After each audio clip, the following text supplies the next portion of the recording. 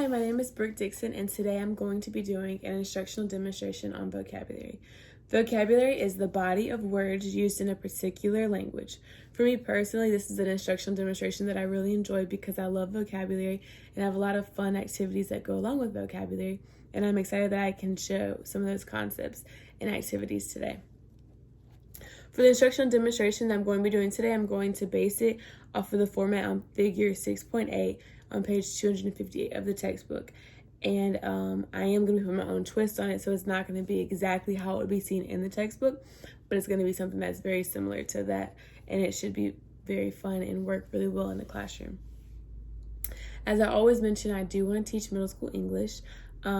So with that being said, I chose a 5th or 6th grade standard to base it off of the kids that are a little bit older.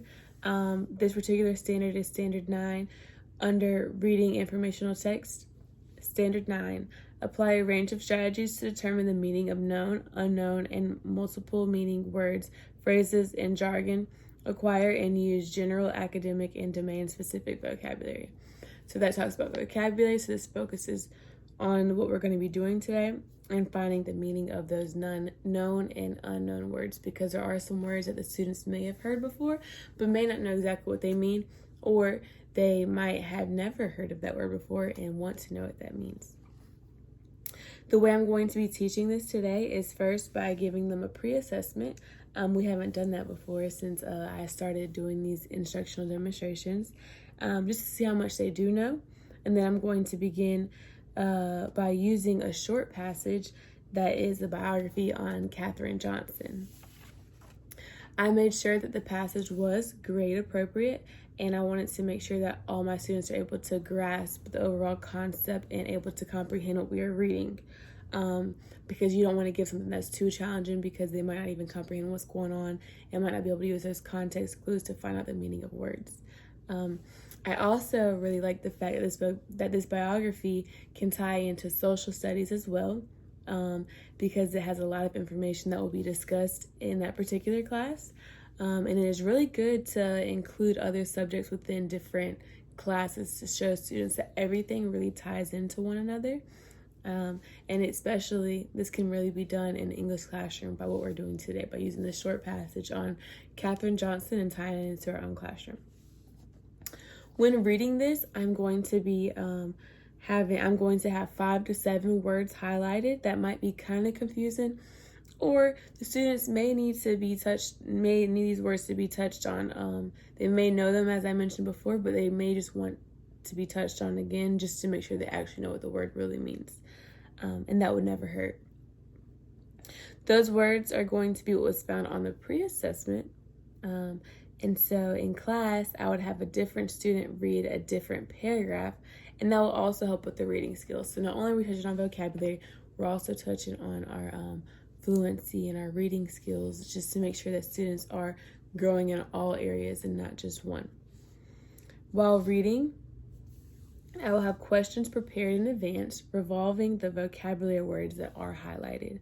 We will then close out with a post-assessment that matches the pre-assessment. It's going to be exactly the same, but this will help me see how much my students did grow. So beginning of class, I don't have to grade it right away, but I can just put it to the side and have it for later after the post-assessment.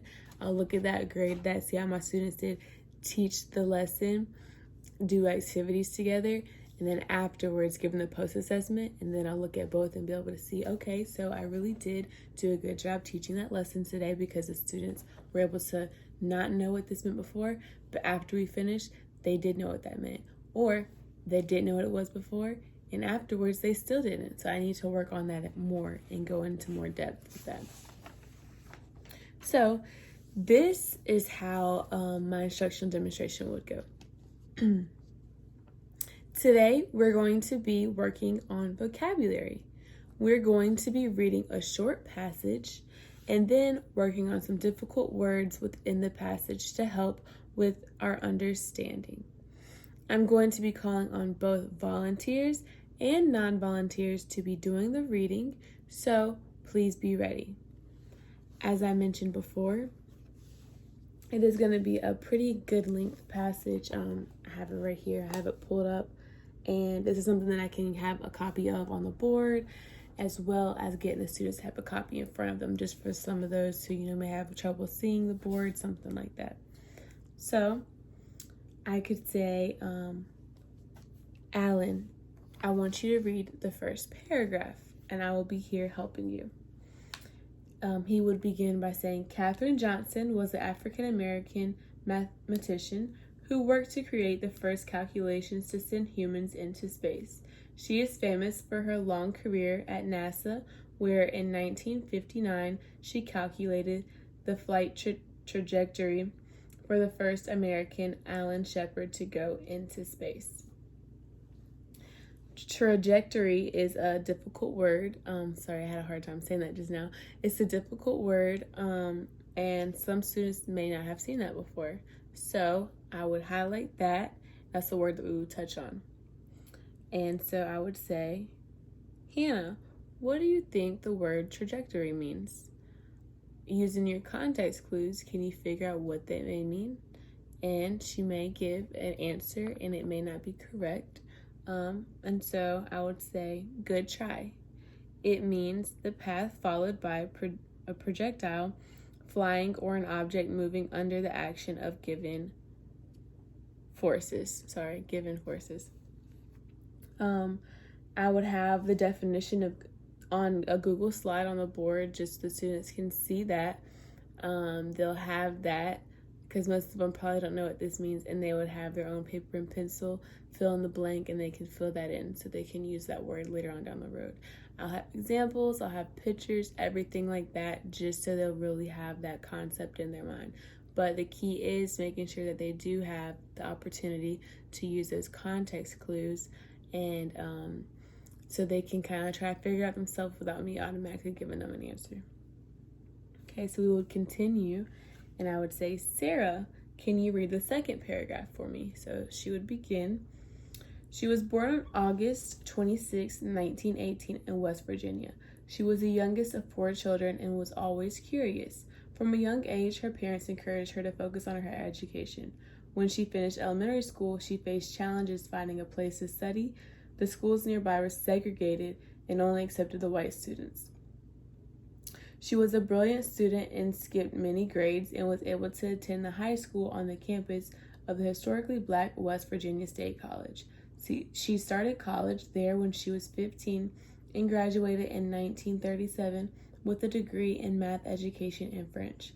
Later, she taught math, French, and music in the public schools of Black Americans. So I would tell Sarah, good job, Sarah. And then the word that's going to be highlighted in that paragraph is segregated. And that's a word they probably have heard in their social studies classes. So that's a good way of tying it in here to make sure it was touched on correctly. Travis, what do you think the word segregated means? Travis may or may not know, but he probably will, just because it is something that has been touched on. So I'd probably say, great job, Travis. That positive reinforcement is important. I'm sure you learned that in your social studies classes. Segregated means to be separated or divided along racial, sexual, or religious lines. That is something that's going to be really good to tie in with the other ones. And as a teacher, you would continue to do that with the reminder of the words being highlighted. So each paragraph will have 1 or 2 words that are highlighted. I think I have a total of 5 or 7. You don't want to do too much because you don't want to overwhelm them. And you would make sure to continue to question them and to teach them. Make sure that students are using their context clues and you're not just giving them the answer. You want to guide them to the right answer. And at the end, the post-assessment will help you determine how much your students grew. Again, it will be matching the pre-assessment, so students, you can see how much they did grow. And for the assessments, both pre and post, I thought it'd be a good idea to do matching. So it would have the vocabulary words on one side, definition on another, and they have to match which goes with which. Just because they probably won't have the exact definition in their heads yet. So having them match would be something that's going to be really good. And because it can kind of like use the context clues of the words, definitions, and kind of help tie it into one another. And yeah, like 5 to 7 words I feel like is a good amount, because again, you don't want to overwhelm them and you're giving them a short amount of time to kind of use their brain to figure out what may match. But yeah, that's it. Thank you so much.